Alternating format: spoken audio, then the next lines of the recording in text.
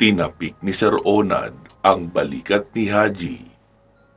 Inumin mo na yan, my boy, nang makapagpahinga ka na. Alam kong napagod ka sa biyahe. By the way, nag-enjoy ka ba na may sariling kotse? Naging sunod-sunod ang pagtango ni Haji sa katinungga ang wine na ibinigay sa kanya ni Sir Onad. Napapapikit pa siya ng malasahan iyon.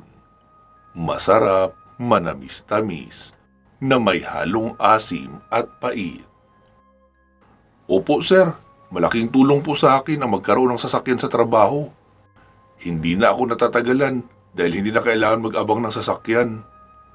Ngumiti si Sir Onad. Kung ganon, it's up to you kung dadalhin mo ang kotse at masaya kang magla-land trip or iwanan mo na lang muna sa bahay niyo ang kotse para mabilhan kita ng tiket. Kailangan talaga sa eroplano ka sumakay. Mas lalong nanabik si Haji sa sinabi ni Sir Onad. Kaya naman, hindi na siya nag-isip pa. Mag-i-eroplano na lang po ako, Sir Onad. Bukod sa hindi pa ako sanay mag-drive ng malayo, naniniwala akong aabutin ako ng mahigit 2 araw sa pagbabiyahe sa highway at hindi ko pa kabisado ang daan. Baka maligaw pa po ako. Humalakak naman si Sir Onad. Habang tumatagal, nagmumukha na itong weirdo sa paningin ni Haji. Well then, bumalik ka dito after 2 days para kunin ang mga gamit na kailangan mong dalhin. Wika ng matanda at kinawayan na siya. Walang nagawa si Haji kundi ang umalis na lamang kaagad dahil alam niyang may naghihintay sa kanya sa labas. Kumaway siya kay Carlo na kaagad siyang pinagbuksan ng gate. Yung kotse niyo po, sir. Parang hindi nakapatay ang makina ah. Imporma nito sa kanya. Tinanguan na lamang niya ang gwardya at lumabas na. Pagkapasok sa loob ng sasakyan, ay naabutan niya si Syra na kinakalikot ang kanyang mga litrato sa kamera.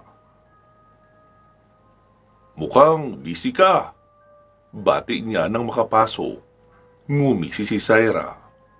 Dami kong picture sa kamera mo ah. Nanlaki ang mga mata ni Haji. Nakalkal pala ni Syra ang mga hindi nito dapat makita. Nakipag-agawan tuloy siya sa babae para makuha ang kanyang kamera. Uy, akin na yan! Angil niya. Nagsimula ng mamula ang pisngi niya at kitang-kita ito ni Syra. Nanlaki din ang mga mata nito. Hala, may gusto ka sa akin oh. Kantsaw ni Syra at mas inilayo pa ang kamera kay Haji. Dahilan para huli na nang mapansin niyang nagkalapit na ang kanilang mga mukha. Ang katawan ni Syra ay nadaganan na ni Haji na hindi inda ng dalaga.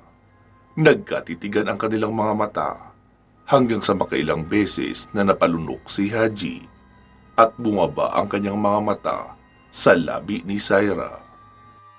Hindi ito tipikal na kagaya ng mga nasa istoryang na ikikwento sa kanya ni Ate Sharon na mga babaeng may mapupulang labi dahil may pagka-pinkish lang ang labi ni Syra. Ang mga mata naman nito ay mapupungay at tila ba nang aakit na mas inilapit pa niya ng husto ang mukha. Napakurap-kurap naman si Syra. Animoy naghihintay ng susunod na mangyayari hanggang sa tuluyan na nga maglapat ang kanilang mga labi. Saglit silang nakalimot sa kanilang mga sarili. Binalak ni Haji na palalimin pa ang mga halik na hindi naman nagtagal. Isang malakas na kalampag ang narinig nila mula sa labas ng kotse. Si Carlo pala iyon ang gwardya. Nahimasmasan ang dalawa at kanya-kanyang ayos ng upo. Animoy nadaanan ng malakas na ipo-ipo. Si Haji ang unang nakahuma at binuksan ang bintana. Sir Haji, may nakalimutan ka raw. Usapan niyo na may matatanggap ka tuwing may finished project ka. Buti na lang at hindi ka pa nakakaalis. Iniabot sa kanya ni Carlo ang isang sobre na alam niyang naglalaman ng cash.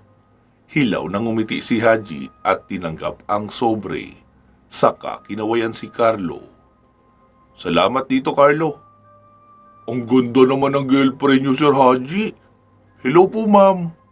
Bati ni Carlo, unaware sa nangyayaring awkwardness sa kanilang dalawa. Hi! Pakiramdam ni Syra, mukha siyang AI na robot habang nakangiti at plastik na bumati. Buti na lang, nagpaalaman na agad ang dalawang lalaki at umusad na ang kotse nila. Nasa highway na sila nang muling magsalita si Haji. Say, okay ka lang ba? Tungkol doon sa kiss? Forget about it. Wala lang yun. Diretsang sabi ni Syra, kaya natahimik ang binata. Nang magpahinto na nga ang dalaga sa talyer, ay hindi na siya nito kinausap pa. Alam niyang kapag tinapos ni Syra ang usapan, wala na itong karugtong pa. Bago umuwi ng bahay ay nag-shopping muna si Haji. Pinamilhan niya ng mga damit at sapatos ang kanyang pamilya. Sa isang balikbayan store, bumili din ng mga pagkain para sa kanila. Habang nagbabayad, natawa siya. Naisip niya kung may assignment din ba siya sa ibang bansa na ipagkakatiwala sa kanya ni Sir Onad kung suswertihin. Halos magmamadaling araw na nang makauwi siya. Hindi na niya ginising ang pamilya dahil may sarili naman siyang susi ng bahay, kaya makakapasok siya kahit hindi nagisingin ang mga ito. Natuwa siya sa nakikitang improvement ng kanilang bahay makalipas na ang ilang buwan. Malaki na talaga ang ipinagbago nila. Dati, gutay-gutay ang mga palamuting kurtina. Ngunit ngayon, nakakabili na sila ng bago at iba't ibang design. Kapag nagpatuloy ang ganito, baka makabili na sila ng sarili nilang townhouse. Iyon naman talaga ang pangarap niya para sa pamilya, ang gumaan ang buhay nila. Pumasok siya sa kwarto para mahiga. Ngunit natigilan nang tumunog ang phone niya. Tanda na may nagpadala ng mensahe. Dalawa iyon. Galing kay Syra ang isa at galing naman kay Rina ang isa. Iyong landlady niya na tinirhan sa Tansa, Cavite. Huwag kang masyadong magpakakampante, Haji. May lalaki kanina na nagmamatsyag sa'yo. Laman ng text ni Syra. Napangiti si Haji sa mensahe ng dalaga. Concern pa din ito sa kanya. Kaso lang, hindi niya mapigilang magtaka kung sino ang lalaking tinutukoy nito. Nang tawagan niya naman ang numero ni Syra, ay out of coverage na ito. Sunod niyang binasa ay ang mensahe ni Rina. Hello, Haji. Sorry sa biglaang text ha, pero umuwi kasi ang asawa ko. Naikwento kita sa kanya. He wants to meet you. And by the way, nakapanganak na ako. Ikaw ang ninong ha. Magsama ka din ng partner mo para sa binyag. Sa susunod na buwan ito magaganap. Inimbita na kita ng advance. Para maiset mo na ang iyong schedule sa araw na iyon. Tatawag na lang ako uli sa iyo. Napangiti si Haji. Nakakatuwa naman. Magiging ninong siya na first time pang mangyayari sa buong buhay niya. Kaya naman, nagkibit balikat na lang siya at nagpa siyang mahiga na sa kama nang hindi pa nakakapagbihis. Bukas na lamang niya re-replyan ang mga ito dahil gabi na rin naman. Kinaumagahan, nagkita sila ni Kurt, ang kanyang police friend, sa isang fast food restaurant. Kasalukuyan nilang pinag-uusapan ang magiging schedule ng kanilang next training sa martial arts. Tinanggihan niya muna ang alok nito ngayong araw dahil kailangan niya ng pahinga at some quality time sa kanyang pamilya. Okay lang naman iyon sa akin, Haji. Marami pa namang araw. Sagot ni Kurt na labis niyang ipinagpasalamat. Mabuti na lang at hindi mahirap kausap ang lalaki. Salamat, Kurt ha. Oo nga pala, Nabanggit ni nanay na nagpunta ka raw sa bahay namin noong isang araw. Wika niya na ikinahinto ni Kurt sa pagsubo ng footlong. Nagulat sila nang may ibang kamay ang kumuha ng fries, sabay subo sa bibig. "He's been stalking you, you know?" Wika ni Syra. Walang pag-aalinlangan na tumabi ito ng upo kay Haji, saka nginitian si Kurt na namumutla sa kinauupuan. Nagpalipat-lipat tuloy ang tingin ni Haji kina Syra at Kurt. "Magkakilala kayo?" Aniya. "Hindi." Wika ni Kurt. "Yeah, kahapon lang. Habang pumapasok siya sa kotse mo nang walang paalam." Wika ni Syra. Kaya naman, muling napatingin si Haji kay Kurt. "Bakit mo naman nagawa yun, pare?" Takang tanong ni Haji. Hindi naman siya galit, pero kinakabahan siya na baka may matuklasan si Kurt tungkol sa trabaho niya. Maliban kay Sir Onad, si Syra lang ang nakakaalam ng mga bagay na iyon. Kaya naman, wala siyang balak na aminin ang mga itatanong nito kung sakali man. Napalunok din ang laway si Kurt. Hindi niya alam kung ano ang isasagot sa kanyang bagong kaibigan. Alangan naman sabihin niyang nagdududa siya sa pagkatao ni Haji at kung bakit ito nagtatrabaho kay Ronald Soriano. Ang biyudo ng yumaong si Doña Celestina Soriano. Matagal na niyang tinitiktikan ang matanda. Inaalam kung may mga illegal business ba ito na naging dahilan ng paglago ng kayamanan at mga assets nito. Ngunit so far, wala siyang nadidetect na hindi naaayon sa batas. Sa katunayan, maganda at mataas ang standards ni Ronald Soriano sa industriya ng photography at magazines. Nahalugog na niya ang kumpanya ng matandang lalaki, maliban na lang kay Haji na natatanging iba sa kanyang mga empleyado. Ito ang dahilan kung bakit kailangan niyang alamin ang tunay na trabaho nito sa lalaki nang sa gayon mapatunayan niya na mabuting tao nga talaga si Ronald Soriano at hindi miyembro ng isang sindikato. Tumayo bigla si Syra at hinila ang kamay ni Haji. Tila ba nakakaintindi ito sa sitwasyon. "Samahan mo muna ako, may pupuntahan tayo." Wika ng dalaga. "Teka lang, hindi pa kami nagkakausap ng maayos ni Kurt."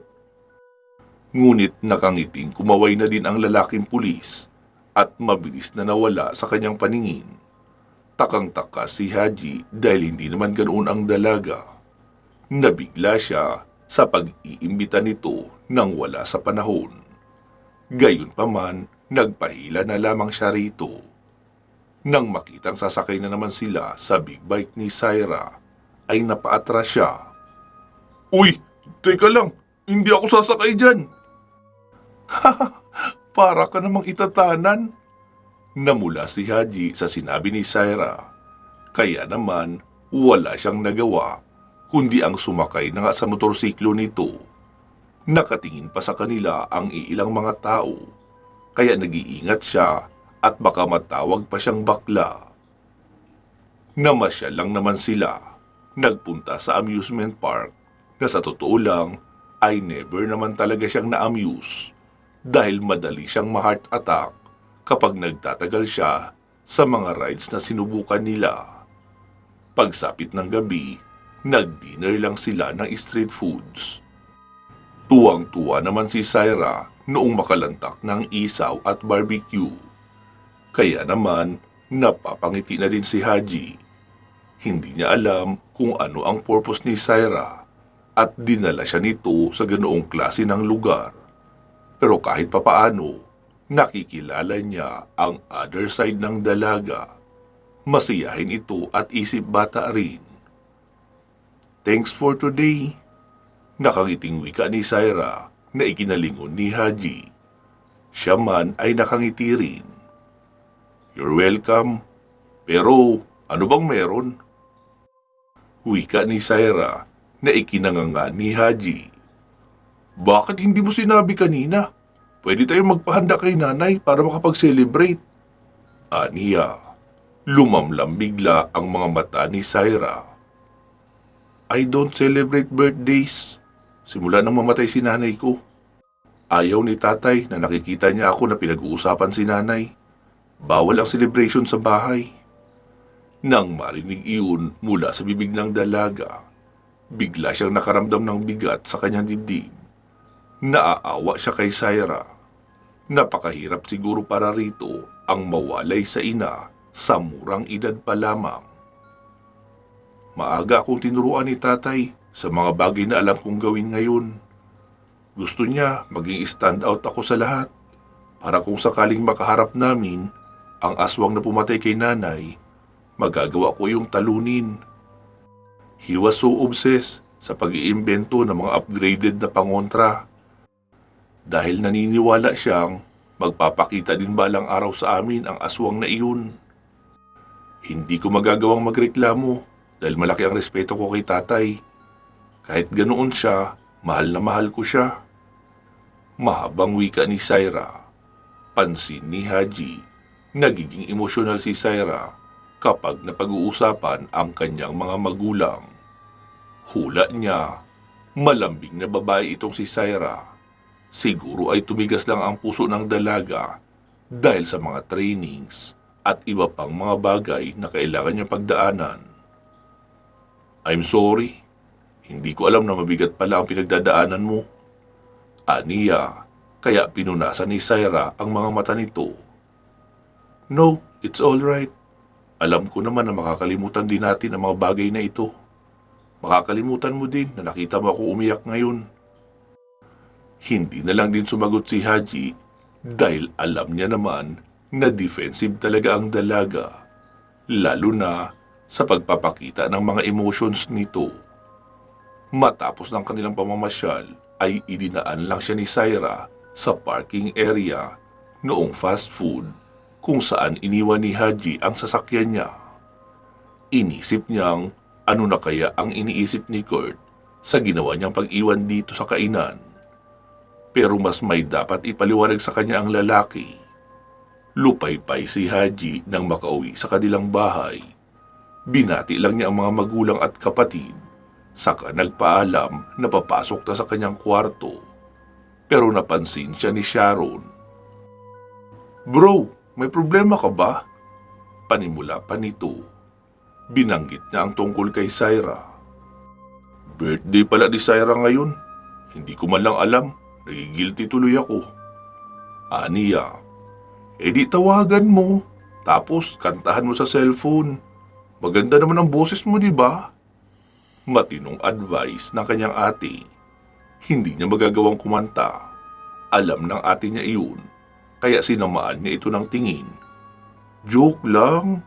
Bumawi ka na lang. Pwede naman bukas o sa susunod na araw. Aalis ako, te. Pupunta ako ng Negros. Aniya na ikinalaki ng mga mata ni Sharon. Naku, habang tumatagal ha, bumibig time ka na bunso.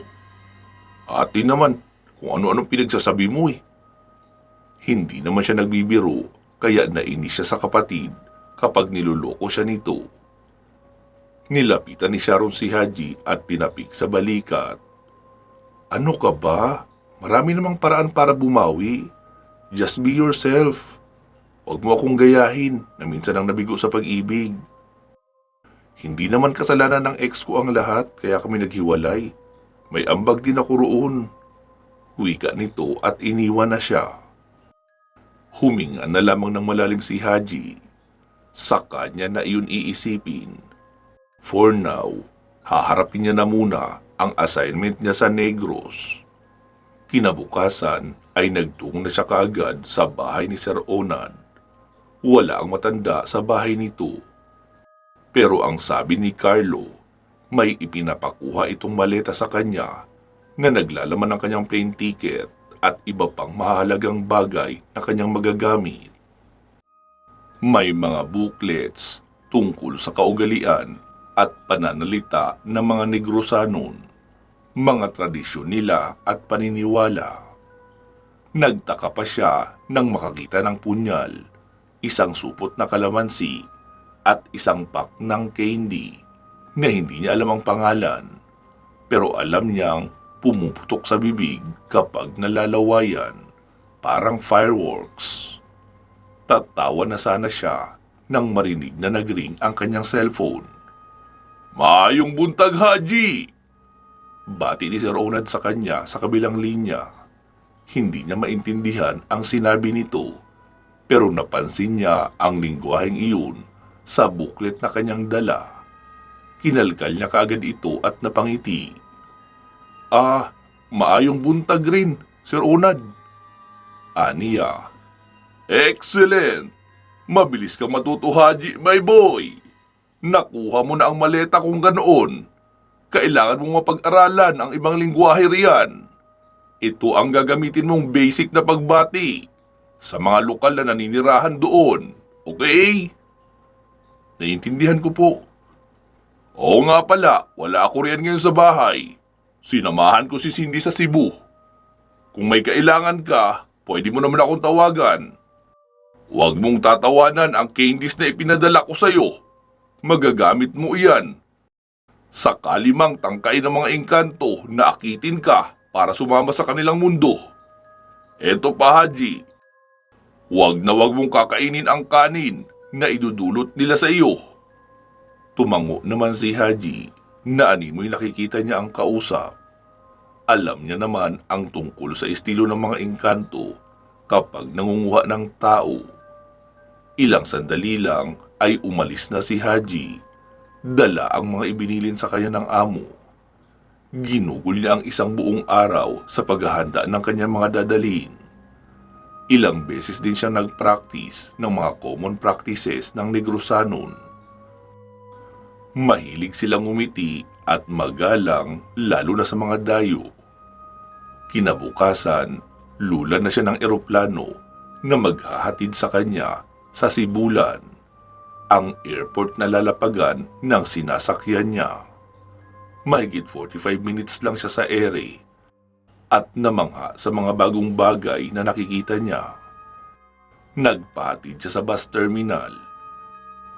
Doon siya sasakay ng bus na maghahatid sa kanya sa Bayawan City. Mula naman sa Bayawan, sasakay ulit siya ng bus na may rutang pamabinay via Dawis. Ilang oras din ang ginugol niya sa loob ng sasakyan hanggang sa i-anunsyo na sa kanya ng konduktor na pwede na siyang bumaba dahil malapit na lang doon ang Niludhan Falls. Napalanghap si Haji ng sariwang hangin. Hindi niya akalaing makakarating siya sa lugar na iyon. Ibang-iba ang atmosfera sa Negros, sariwa at malayo sa ingay.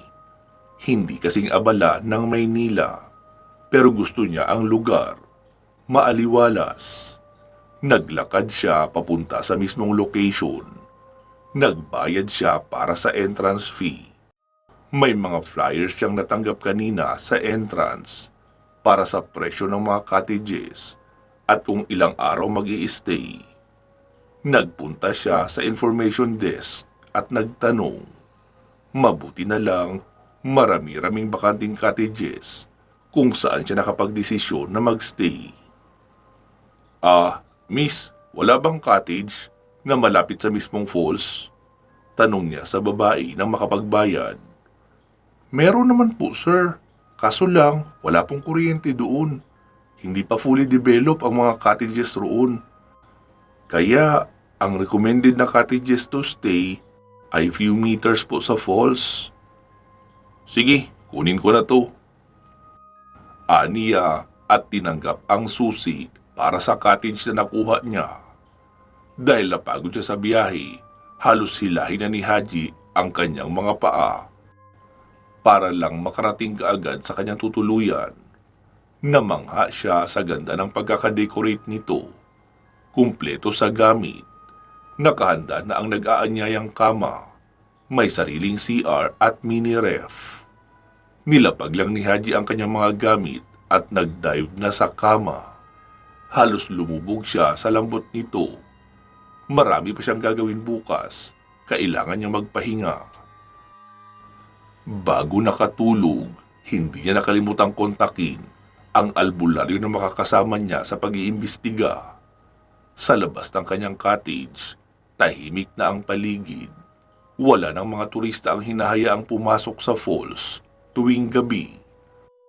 Tanging lagaslas ng tubig na lamang ang maririnig, kasama ang maingay na huni ng mga panggabing insekto. Kinaumagahan, ginising si Haji ng mga katok sa pintuan. Pupungas-pungas siyang bumangon at lumapit sa pinto para buksan ito. Nabungaran niya ang isang matandang lalaki na may suot na putong na kulay pula sa ulo nito. May nakapalibot na medalyon sa leeg at may bitbit na bayong. Ito na marahil si Kapido. "Maayong buntag, Dong!" Bati nito na ikinangiti niya. Dong ang tawag sa mga nakababatang lalaki na ang bersyon sa Tagalog ay iho. "Maayong buntag din po, Kapido. Napaaga po kayo ah." "Ay oo, Dong. Maaga ako naghahanda para makapunta dito. Gusto ko sanang maaga tayo makapaglibot sa talon." Paliwanag ng matanda. Tumango naman kaagad si Haji. Mas mabuti na iyon para sa kanya dahil magagawa niyang kuhanan ng litrato ang falls nang wala pang naliligo. Niluwagan niya palalo ang pagkakabukas ng pintuan. "Halika po, Nong, mag-umagahan muna tayo." Imbita niya na pinaunlakan din naman ito.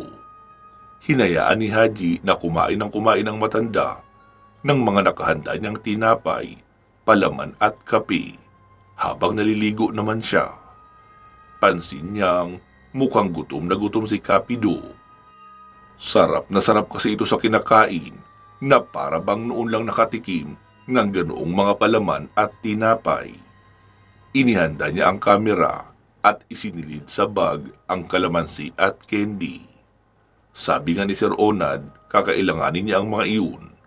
Sana nga lang kung sakaling mabighani siya sa talon at mawala sa sarili. Magawa niya pang gamitin ang mga ito nang magkahalaga naman. Noong matapos na siya sa paghahanda ng mga gamit, ay dali-dali siyang nagkape at kaagad nang sinimulan ni Mang Pido ang kanilang trabaho. Ipinaliwanag sa kanya ng matanda ang nangyari sa lugar na ito, kaya marami ang namamatay. "Kagagawan ito ng mga engkanto, Dong. Sila kasi ang nakatira sa mga baleting nakapalibot dito." Paliwanag sa kanya ng matanda. Kaya naman, sunod-sunod na pagkuha ng larawan ang kanyang ginawa. Isinuot niya ang spectral viewer na binigay sa kanya ni Syra. Maayos niyang inilibot ang tingin at ilang sandali lang na mga sa nakita sa paligid. Ang bawat batuhan at mismong nasa ilalim ng tubig ay nababalot pala ng diamante. Sinabi niya ito sa albularyo na tatango-tango lang.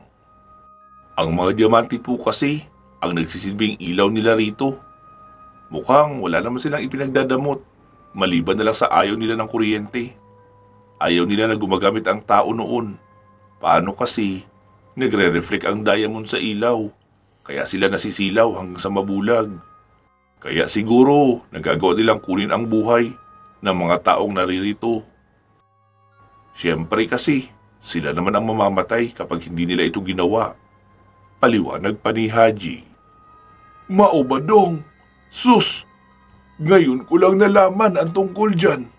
Halika sa may talon, may gagawin tayo." Wika ng albularyo. Habang papalapit ng papalapit sa malaparaisong talon, panay ang pagkuha ni Haji ng larawan sa buong lugar. Umaasa siyang makakakita ng engkanto, pero wala naman silang nahanap. Napagawi sila sa may masukal na bahagi. Ilang metro ang layo sa tubig. May malalaking puno ng balete doon na mas nakangingilo kaysa sa una niyang nadaanan kanina. Dito namutla si Haji nang makarinig siya ng iyak ng munting sanggol. "Manong Pido, ano po ba yung naririnig ko? Para kasing may umiiyak na sanggol. Nanlalaki ang mga mata na wika niya. Maging si Mang Pido ay napahinto sa kanyang paglalakad at tahimik na nakinig. Pero wala naman itong naririnig na iyak ng sanggol. Gayunpaman, humarap ang albularyo sa kanya. Hala! Mukhang may binyagang magaganap sa kanilang lahi, Dong. Kung ikaw ang nakarinig ng iyak ng sanggol, ibig sabihin yan, gusto ka nilang kunin bilang ninong. Wika nito na ikinanganga ni Haji. Ha? Seryoso po kayo? Ako, aatid ng binyagan para maging ninong sa isang batang engkanto? Hindi makapaniwalang wika ni Haji. Abay, oo, Dong. Ganun nga iyon. Ayon sa kasabihan ng mga matatanda dito, kapag nakarinig ka ng iyak ng sanggol, iniimbitahan ka ng mga magulang na engkanto para gawing ninong ng kanilang anak. Kailangan mo lang gawin ay magsalita ka ng mahinahon sa kasabihing tinatanggap mo ang kanilang imbitasyon at gusto mong maging ninong sa kanilang anak. Mamayang hating gabi ay may darating na kotse. Saan ka man naroon, susunduin ka nila at dadalhin sa kanilang mundo. Paliwanag ng matanda. Patuloy ang naririnig na pag-iyak ni Haji. Minwestrahan siya ng albularyo na lalayo muna ito para makapagsalita siya mag-isa. Hindi raw kasi titigil ang pag-iyak noong bata hanggat may iba siyang kasama. Napatikim si Haji habang panay ang paglilibot ng tingin. Hindi niya alam kung ipagpapatuloy ba ang sasabihin o hindi. Dahil baka may makakita sa kanya at tawagin pa siyang baliw. Kaso lang, mas lalong lumalakas ang iyak ng sanggol. Kaya natataranta siyang nagsalita. Ako si Haji. Isa akong tao. Tinatanggap ko ang imbitasyon niyo na dumalo sa binyag ng inyong anak. At malugod kong tinatanggap na maging ninong niya. Sa isang iglap, nagulat si Haji nang maglaho ang mga iyak na kanyang naririnig. Biglang tumahimik ang paligid na para bang wala naman talagang umiiyak. Kaya naramdaman niya kaagad ang pagtatayuan ng kanyang mga balahibo hanggang sa bato dahil sa labis na kilabot. Namutla tuloy na hinabol ni Haji ang albularyo. Hintakot na umasa na sana ay walang engkanto na magpakita sa kanya sa oras na iyon. Pagkatapos nilang mapagawi sa balitihan, ay pinuntahan nila ang bahay ng namayapang foreman. Kinausap nila ang asawa nito na kinuhanan din niya ng statement sa pamamagitan ng pagre-record ng boses nito. Nagpakilala ang ginang bilang si Angeli Turan, 33 anyos, isang lokal na mamamayan ng Barangay Dawis. Hindi ko maintindihan kung bakit kailangan niyo pumasok sa talon. Alam niyo ba na marami ang namatay doon? Kasama nga sa mga nadali ng mga engkanto ay ang asawa ko. Wika nito at muli na namang naging emosyonal matapos niyang yakapin ang larawan ng kanyang namayapang mister. Noong unang araw ng trabaho, maayos naman daw ang paligid, wika ng kanyang mister. Kaso lang, nagsimula silang makaramdam ng kababalaghan nang sitahin sila ng dalawang mag-asawang tila ba foreigner ang itsura na wag daw pakakabitan ng kuryente ang lahat ng sulok ng talon. Ilan sa kanyang mga tauhan ang naunang nadisgrasya. May naipit sa mixer, may nasagasaan ng pison, may nagkakasakit na lang bigla at animoy nakalanghap ng lason, may nabaliw rin. Karamihan pa sa mga nabaliw, tinutumbok ang talon at doon nagpapakamatay. Napalunok si Haji ng kanyang laway sa mga narinig. Dati raw, maraming nakatira malapit sa talon. Wala silang pagsidla ng tuwa nang malaman nilang pakakabitan na ng kuryente ang bahaging iyon dahil mahalaga ang ilaw para sa pang-araw-araw. Hindi nila akalaing Trahedya ang kasasapitan ng lahat ng aabuti ng liwanag nito. Matapos makipag-usap sa biyuda ng foreman, humingi siya ng ilang larawan at listahan ng mga pangalan ng namatay. Lahat sila ay napatunayang nakatira dati doon. Dahilan para abandonahin na ang paligid ng falls. Naging matumal din ang pag-a-apply ng mga tao sa construction. Pero dahil mapera ang may-ari, nagawa nito ng paraan para matapos ang project sa tahimik din na paraan. Nang walang kuryente. Napalawak ang area ng nasabing tourist attraction, pero hindi na nilagyan pa ng kuryente ang mga cottages at iba pang facility na nasa malapit lang sa falls. Maraming salamat po ma'am sa pagpapaunlak ng maikling interview. Magalang na wika ni Haji na sa pagkakataong iyon ay nagpakilala bilang isang journalist na gumagawa ng dokumentary patungkol sa nagagandahang tanawin ng kalikasan at ang panganib na hatid nito. Ngumiti lang si Ginang Angeli, bagamat ang mga mata nito ay kababakasan ng matinding kalungkutan. Naglakad silang muli ng albularyo at tinaluntun ang malawak na halamanan ng gabi sa kabilang bahagi ng resort. Marami ang nakuha nilang dahon na ayon pa kay Mang Pido ay huwag raw niyang pipisilin kung ayaw niyang mangati. Ano pong gagawin niyo rito? Tanong niya sa albularyo. Kakailanganin natin ito mamayang gabi. Dito ka aapak sa dahong ito habang nakabudbud rito ang abo. Malalaman natin kung talagang may mga engkantong kumuha sa'yo dahil babakat ang mga paa nila sa abo. Paliwanag ni Mang Pido na ikinamangha naman ni Haji. Pagsapit ng hapon, pumunta sina Haji at Mang Pido sa kanyang cottage. Magpapahinga sila para pagplanuhan ang susunod nilang hakbang. Isinalaysay ni Haji sa matanda na totoo ang sinasabi nito patungkol sa umiiyak na sanggol. Kaya naman natawa ang matanda. Sabi niya na mamayang hating gabi ay susunduin na raw siya. Sino naman po ang susundo sa akin, Mang Pido? Basta, hintayin mo lang dong, magugulat ka. Ayos lang po, basta, ang gusto ko dito lang din kayo. Tumango ang butihing albularyo. Huwag na huwag mong kakalimutan ang mga habilin ko dong ha. Opo, ayoko pa kayo mamatay. Aniya, may mga unfinished business pa siya na kailangan gampanan. Wala pa siyang townhouse, wala pa siyang sariling sports car. Higit sa lahat, wala pa siyang asawa. Si Mang Pido naman ay hinayaan niya na lamang sa sahig. May binabasa itong libreta na tanging ang matanda lang yata ang nakakaintindi. Nanatiling dilat ang kanyang mga mata. Pinagdiskitahan niyang titigan ang wall clock na nakaturo pa lang sa 10:00.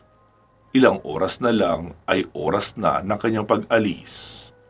Niyakap niya ang kamera at malalim ang paghinga.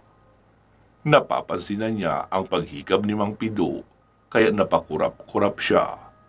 Bumangon siya sa kasinukbit ang kanyang sling bag na may lamang kalamansi, punyal at candy. Sinilip niya muna si Mang Pido na humihilik na, saka muling humiga. Namayani ang katahimikan. Kung kailan papapikit na naman siya, saka naman siya biglang iigdad at mapapatingin sa orasan. 10 minutos na lang ang natitira bago mag-alas 12 ng madaling araw. Sobrang antok na rin siya. Hindi na niya mapigilan ang paghikab ng maraming beses. Hindi naman daw pwedeng gumamit ng gadget. Sabi ng albularyo, basta maging matyaga lang daw siya. Ilang sandali lang, tumunog ang alarm ng kanyang relo. Mahina lang naman ito, kaya hindi nakakaistorbo. Ibig sabihin, 12:00 na. Nanuyo ang lalamunan ni Haji at bumangon. Saka kinuhanan ang sarili sa salamin gamit ang kanyang kamera. tapos lumabas na ng cottage. Iniingatan na huwag maistorbo si Mang Pido, kagaya ng napag-usapan nila. Sa labas ng pinto, isang unipormadong lalaki ang sumalubong sa kanya. Kulay puti ang buhok nito, matangkad at may berdeng mga mata. "Nakahanda na ang iyong sasakyan, Ginoo," wika nito at nagpatiuna na sa isang napakagarang kotse na tila ba ngayon nilang nakita. Otomatikong umigas ang mga kamay ni Haji para kunan ito ng larawan. Hindi naman siya sinita ng lalaki. Ang kinahihintuan naman ng kotse ay hindi na batuhan. Isang malawak na highway na hindi ka panipaniwalang nalantad sa kanyang mismong harapan. Nagtataas ang gusali, nagliliwanag at kumikinang. Walang hindi natatamaan ng mga ilaw, nilang gadyamante ang kislap. Hinayaan niyang pagbuksan siya ng pinto nito na napag-alaman niyang driver pala. Nasamyo niya ang mabangong amoy ng bulaklak sa loob ng sasakyan. Air condition at komportable doon. Maya-maya pa ay umusad na sila. Hindi nagsasalita ang lalaki, pero hindi pumayag si Haji na hindi ito kuhanan ng footage. Maliban sa kamera, halatang halata naman talaga kapag pinipindot niya. May nakadikit ding spy camera sa kanyang butones na kanina pa kumukuha ng footages. Konektado ito sa kanyang phone, kaya naman kampante siya na magagawa niyang panoorin ito pagka-uwi. Naka-full din ang volume nito, kaya maririnig din niya ang usapan nila. Sana lang talaga ay makauwi pa siya. Ito ang isa sa buwis buhay niyang assignment na hindi niya akalaing magagawa niya. Hindi man siya kinain ng aswang. Literal naman siyang sinama ng mga engkanto sa mundo nila. Namangha si Haji sa mga nadadaanan nilang gusali. Walang luma o sira-sira. Lahat ay kumikislap at magagara. Pati na ang mga nadadaanan nilang tao doon ay kay gaganda ng mga kasuotan. Halatang hindi niya na nga mundo ang kinaroroonan. Huminto sila sa isang napakalaking bahay. Kulay puti ang pintura nito. Moderno ang disenyo at maliwanag. May malamyos na musika sa loob at nagtatawanan ang mga bisita. Sumunod si Haji sa driver nang bumaba sila. Pinatuloy siya sa bahay at sinalubong ng mag-asawang tila foreigner at may mga berdeng mga mata. Ang babae ay may kargang bata, kaya kimi siyang ngumiti sa mga ito. Magandang hating gabi po." Hindi tiyak na bati ni Haji. Kiming tumawa rin ang babae. "Maayong adlaw, Haji. Tuloy ka sa aming tahanan." Wika nito at nilapitan naman siya ng lalaki para akbayan. "Kumpare," wika nito na ikinatuyong lalo ng kanyang lalamunan. Ibig sabihin, sila ang mga magulang ng batang narinig niyang umiiyak kanina. "Daghang salamat, Haji, sa pagpapaunlak mo sa aming imbitasyon." Muling wika ng babae. Ipinaliwanag nito na hating gabi sa mundo ng mga tao ay udto o tanghali sa kanilang kaharian, kaya gising silang lahat dahil ang gabi naman ang mga oras na pwede silang kumilos ng normal. Bilang respeto din daw sa mga tao nang hindi sila magkakabanggaan at magkakasakitan sa umaga para maiwasan ang bati o iyong tinatawag na usog. Namangha si Haji sa mga ibinahagi ng babae. Pinakarga pa nito sa kanya ang inaanak niya kuno na isang engkantong batang babae. Maganda din at may kulay puting buhok kagaya ng mga magulang. "Halika na, Haji. Nakahanda na ang pagkain." Aya sa kanya ng lalaki. Walang nagawa si Haji kundi ang sumama sa komedor. Hindi niya alam kung ano ang pumasok sa isipan niya. at nagawa niyang magpaalam na manguha ng litrato. Sa labis niyang gulat, pumayag ang mag-asawang engkanto. Papayagan kitang kuhanan kami ng larawan, Haji, pero gamitin mo ang kamera namin para makita mo kami. Sa kondisyong hindi mo rin kami ipapakita sa iba, maliban na lang kung iguguhit mo na lang kami. Nakangiting wika ng babae. Nagpakilala ito bilang si Mariela. Ang kanyang asawa naman ay si Marcelo. Nakapustura pa ang ilan sa kanilang mga bisita. Nakangiti at kay gaganda ng suot nilang mga damit. Matagumpay ngang nakuha na ni Haji ang mga ito gamit ang ibinigay na makabagong kamera, pero hindi niya inihihiwalay ang sariling kamera na nakasukbit pa rin sa leeg. Ginoong Haji, heto ang plato. Wika sa kanya ng isang serbidora.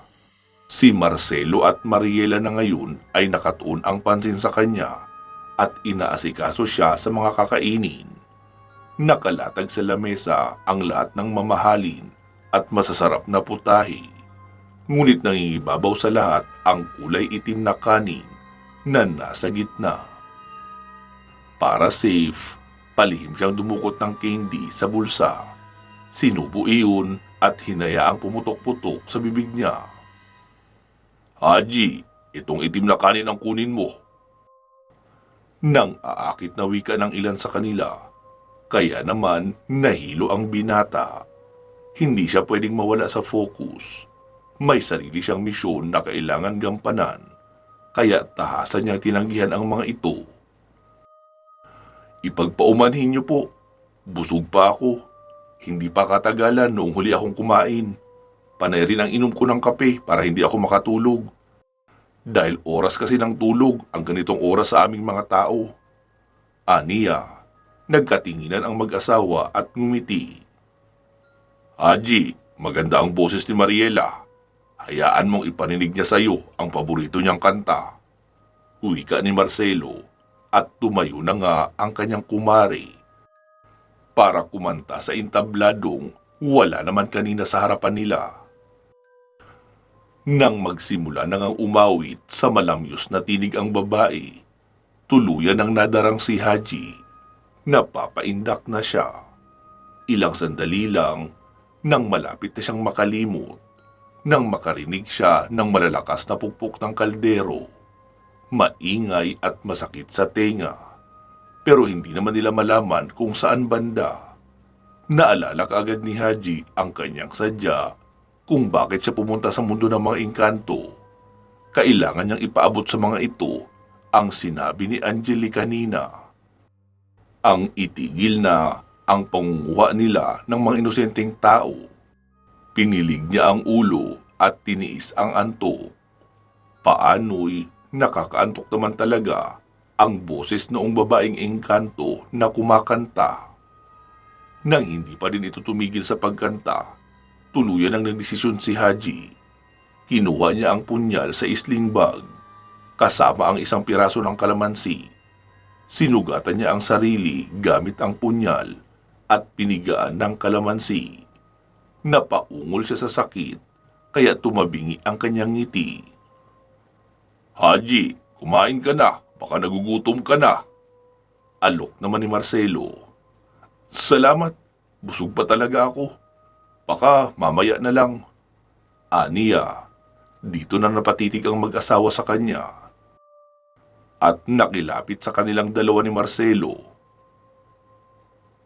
Sa tingin ko, hindi lang ang pagdalo ng binyag ang dahilan kung bakit ka narito. Wika ni Marcelo.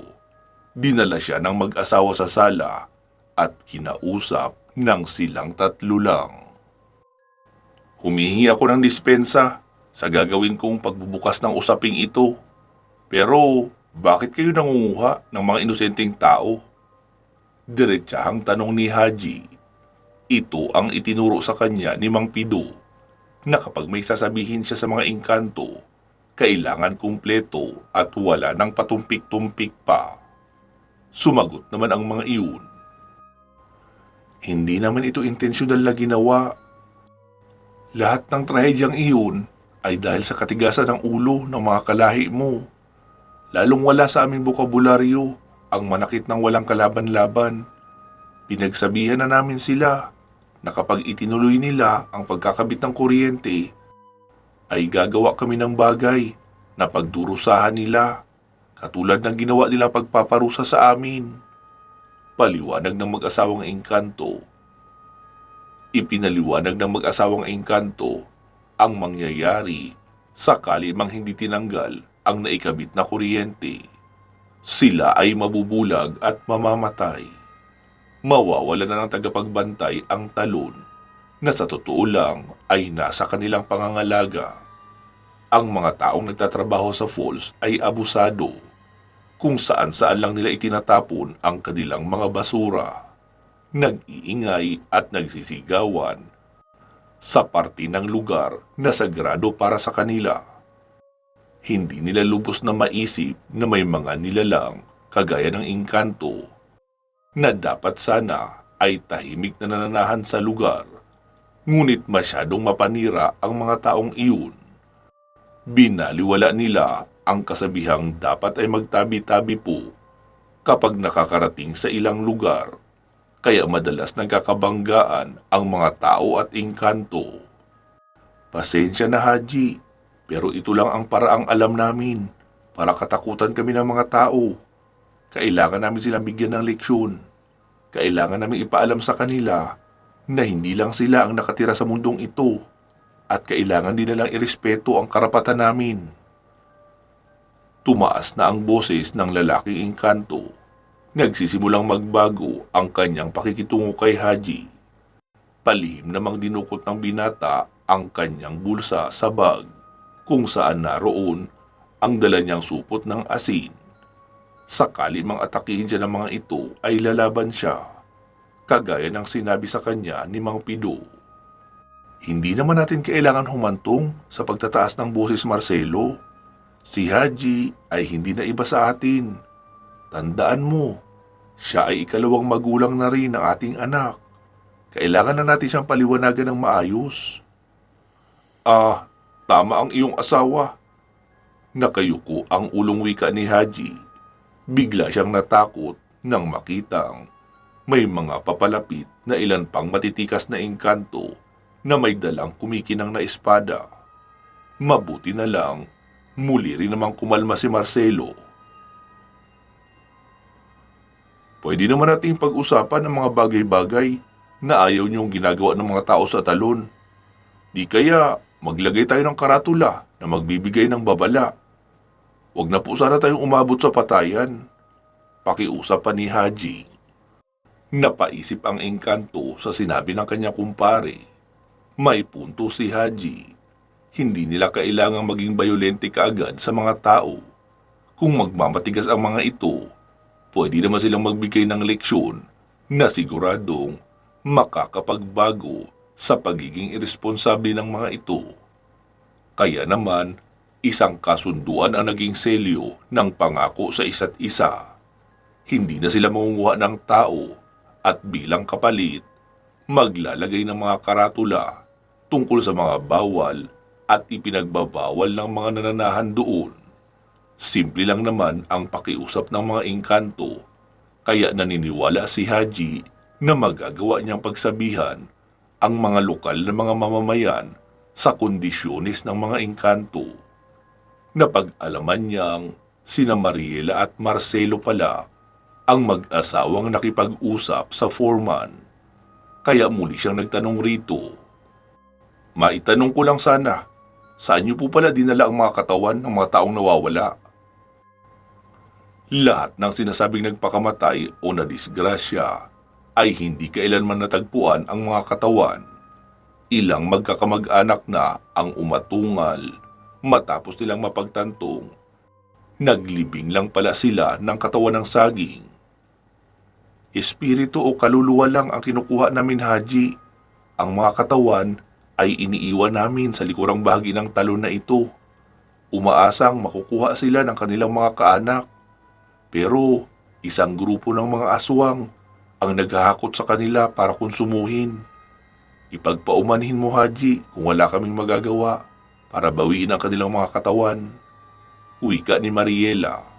Napayuko si Haji. Hindi niya alam kung paano sasabihin sa ibang lokal na nakakaalam na hindi orihinal na katawan ng kanilang mahal sa buhay ang kanilang inilibing. Marahil, kailangan niyang itanggi muna ang mga ito. Kung mamarapatin niyo sana, pag-uumaga na, pwede na ba akong umuwi? Magalang niyang wika. Napansin ng mag-asawa na malapit na magbukang liwayway. Tumayo si Marcelo na may nanunuksong tingin. Talaga bang ayaw mong kumain muna ng itim na kanin, Haji? Espesyal ang pagkain iyan para sa amin. Pinakamahal sa lahat ng nakalatag sa aming handaan. Umiling ang binata at ngumiti. Ipagpaumanhin mo sana kung kailangan kong tumanggi. Alam ko ang mangyayari sa akin sa oras na kainin ko yan. Marami pa akong misyon na kailangan gampanan sa mundo namin. Bagkus ay hihingi ako ng basbas para sa inyong paggabay. Saan man ako magpunta. Magalang niyang sambit. Ngumiti na sa pagkakataong iyon ang mag-asawa. Ipinatawag ang kanilang kasambahay. Lumapit ito sa kanila, dala ang isang bagay.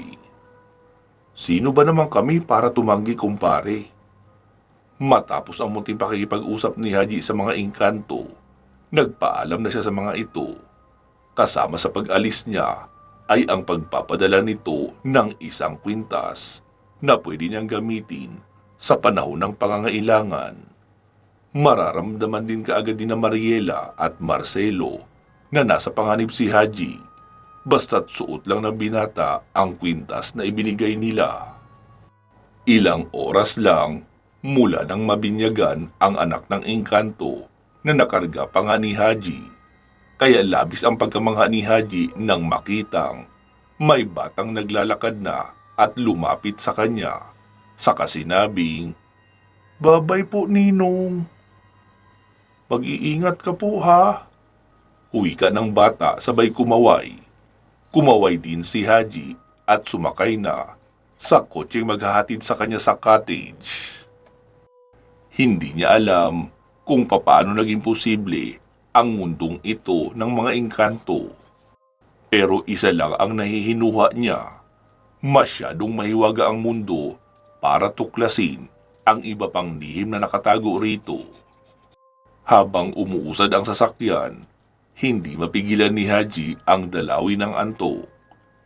Isang buong gabi siyang gising, pero hindi niya ito naramdaman sa mundo ng mga engkanto dahil lahat din sila ay gising na gising pa roon. Ngayon, dahil magliliwanag na, alam niyang baliktad naman ang nakagawian ng mga ito. Tulog sila sa umaga. Hindi na namalaya ni Haji na dahan-dahang umaangat ang kanyang sarili dahil sa labis na antok. Kay tagal na naglakbay ng kanyang diwa sa alapaap hanggang sa... "Dong! Haji! Dong! Gumising ka!" Yugyug ni Mang Pido sa walang malay na binata. Lingid sa kaalaman nito, buong magdamag niyang sinundan si Haji. Naglaho lang ito nang sumakay sa kotseng nakita niya at basta na lang naging invisible ang sasakyan na pinasukan nito. Mabuti na lang, nagawa niyang lagyan ng abo ang mga dahon ng gabi na nakahilera sa labas.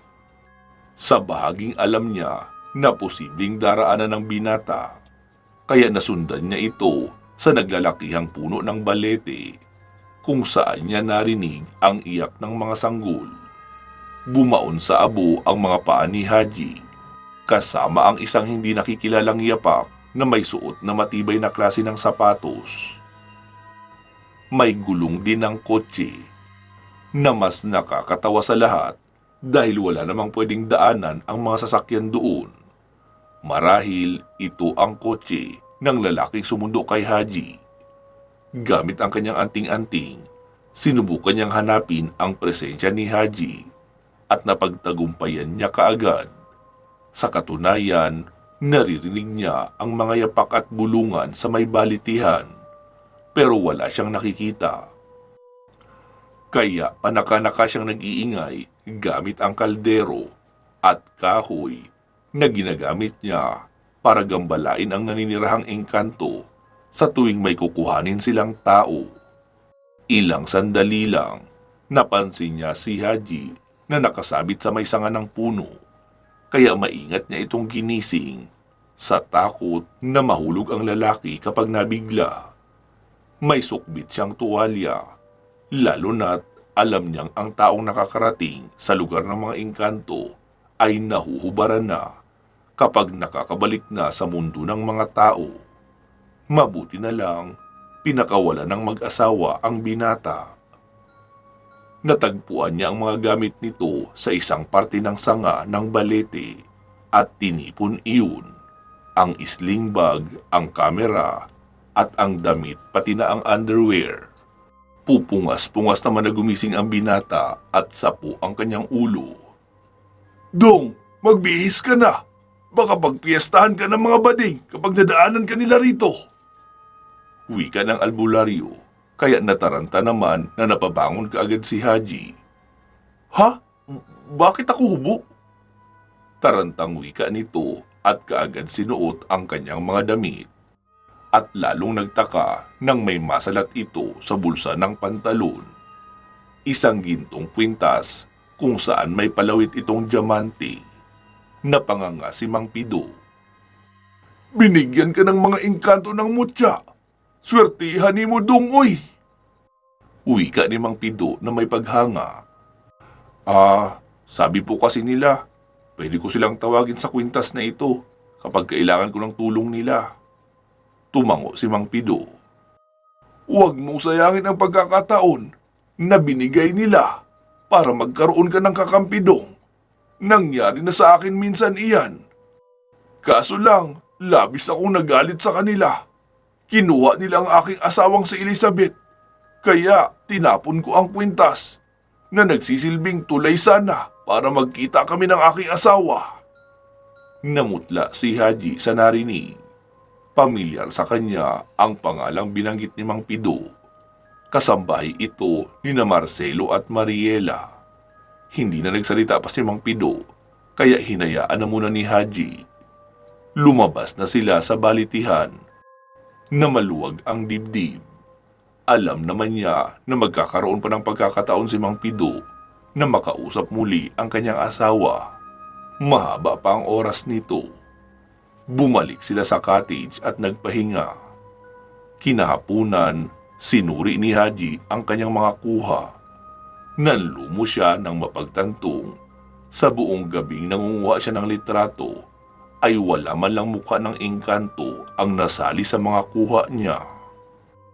Sa halip, bawat anggulong napipikturan niya ay mga parte ng madilim na balete. Siya at ang naglalakihang mga sanga. Kinilabutan si Haji nang silipin niya naman ang spy camera na nasa kanyang damit. Mas lalo umakit ang kilabot sa kanyang ulo. Walang nakuha ang kahit anong footage maliban sa kanya na nagsasalita mag-isa. Paikot-ikot siya sa balitihan at palakad-lakad ng walang kasama.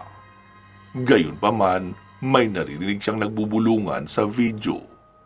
Mahihinang bulungan na para bang nag-i-slow motion. Para sa kanya, okay na ito na ipakita kay Sir Onad. Ang tungkol sa itsura ng mga engkanto ay i-describe niya na lamang. Para makatiyak, kinuha niya ang spectral viewers at sinuot, saka tinapat uli sa mga larawan. Dito na tuluyang nanuyo ang kanyang lalamunan. Kitang-kita ang bawat maliliit na detalye ng makabagong tahanan na pinasok niya noong nakaraang gabi. Ang mga kagamitan, ang mukha ng mga engkanto, ang mga kulay ng mga mata nito, at ang mahabang buhok na kulay puti. Alam niyang mahiwaga nga ang lugar na kanyang napuntahan. Matapos mapagod ang mga mata sa pagsusuri ng mga larawan, ay humiga na siya at nagpahinga. Kinabukasan, matapos mag-almusal, ay nagpasya siyang maglakad-lakad sa paligid at nagpunta na rin sa falls. Marami na ang tao sa pagkakataong iyon, naliligo at nagsasaya. hindi aware sa kakaibang mundo na kanyang pinasok isang gabi na walang buwan. May ilang grupo ng mga bading ang nagsisigawan habang nagtutulakan sa malamig na tubig. "Mga sis, may syufafa! Ay, ang gwapo day! Ah, nasaan ang panty ko? Nalaglag yata nang makita ko si Fafa." Wika pa ng isang bading na kay Harot, na sa bawat paglingon ni Haji ay ginagawaran siya ng pagkindat. Napapangisi na lamang siya at hinayaan ang mga ito. Nagsisigawan ang mga bading at tinatawag siyang Mr. Suabe. Marahil dahil sa kanyang buhok na may kakaibang hilig sa pumada. Sa katunayan, marami siyang stock ng pumada sa bahay nila, kaya palaging makintab ang kanyang buhok. Kinuha niya ang pagkakataong iyon para kuhanan din sila ng mga larawan. "Mga beshi, pumosisyon kayo. Pipicturan tayo ni Pogi, oh." Wika ng isa sa kanila, na ikinaalarma naman ng kasamahan nito. Nagpusing kaagad sila na parang mga sangre na mas lalong ikinatawa ni Haji. Matapos ang saglitang pakikipag-usap sa mga turistang naroon, nagpaalam na siya sa mga ito at nagtungo sa balitihan. Kinuhanan niya ng litrato ang mga footprints na nakuha noong gabing kunin siya ng mga engkanto. Ang buong lugar ay kinuhanan niya ng larawan ng maliwanag. Sa totoo lang, hindi naman pala nakakatakot ang mga engkanto. Basta't irespeto lang sila at iwasan. Hindi sila nananakit. Nasa mga tao minsan ang pagiging abusado, kaya sila nababati o napaparusahan. Matapos ang finishing touches sa kanyang assignment, nagpa siya nang mag-impake si Haji. Nagpasalamat siya sa tulong na ibinigay sa kanya ni Mang Pido. Bandang 5:00 ng hapon ay sakay na siya ng bus papunta ng Sibulan Airport. Sa airport na siya bumili ng mga pasalubong para sa kanyang pamilya.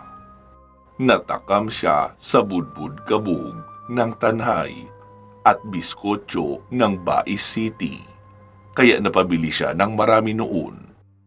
Pagsapit ng 7:00, sakay na si Haji ng eroplano papabalik ng Maynila.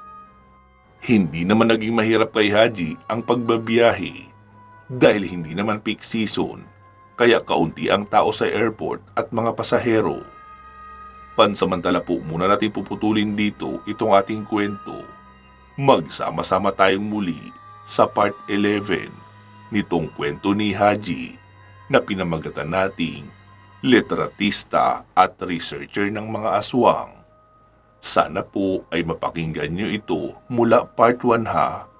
Sa mga nagtatanong kung bakit inulit ang pag-a-upload ng kwentong ito, simple lang po ang sagot. Noong una itong ini-upload ay babae ang nag-narrate. Marami ang nagre-request na ako mismo ang mag-narrate nito. Kaya binura ko lahat ng iyon at inulit ang pagsasalaysay. Maging ang script ay inayos ko na rin. Kaya sana bilang solid na subscriber ng channel na ito, mapakinggan nyo ang buong kwento ni Haji na isang litratista ng mga aswang at iba pang mga bagay na may kinalaman sa kababalaghan. Maraming salamat po sa pakikinig. Mag-iingat po kayo palagi at hanggang sa muli.